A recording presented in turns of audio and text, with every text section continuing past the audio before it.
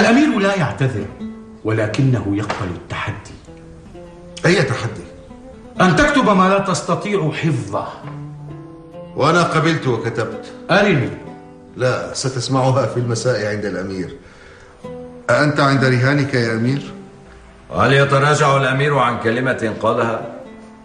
كنت أريد أن أضيف رهانا آخر مع أبي الفتح، على أن يخرج أحدنا من مجلسك عاريا كما ولدته أمه إن خسر الرهان. سنتجاوز هذا الرهان إلى مجلس آخر. هات أسمعنا. هي 5 أبيات يا أمير، وسأقرأها على مرحلتين لتسهيل الأمر على زبانيتك. مقبولة منك يا أبا الطيب، لا بأس. زبانيتي، أكمل. والبيت الذي يعجزون عنه هو ما أنال رهاني عليه. قبلنا.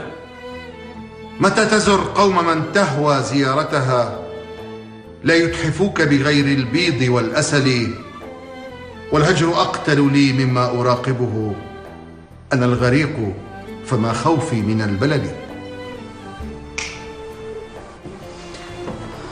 متى تزر قوم من تهوى زيارتها لا يتحفوك بغير البيض والأسل، والهجر أقتل لي مما أراقبه، أنا الغريق فما خوفي من البلل. تفضل يا أبا الطيب، تفضل إلى جانب. ما كان نومي إلا فوق معرفتي بأن رأيك لا يؤتى من الزلل.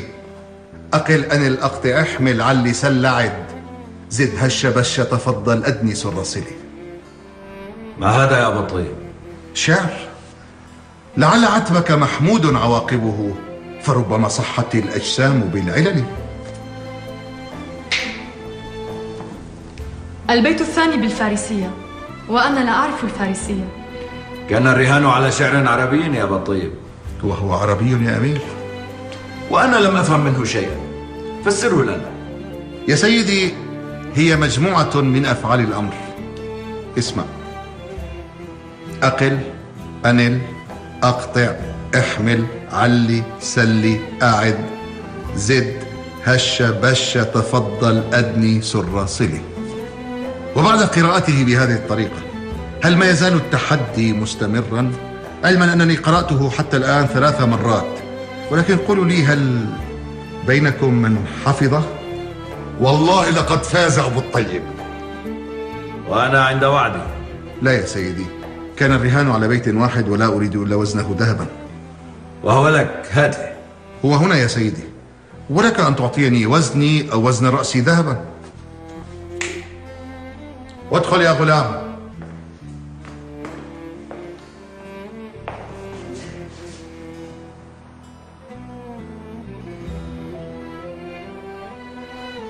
كما قلت لك يا أمير، لم يكن عندي قرطاس فكتبته على هذا الحجر.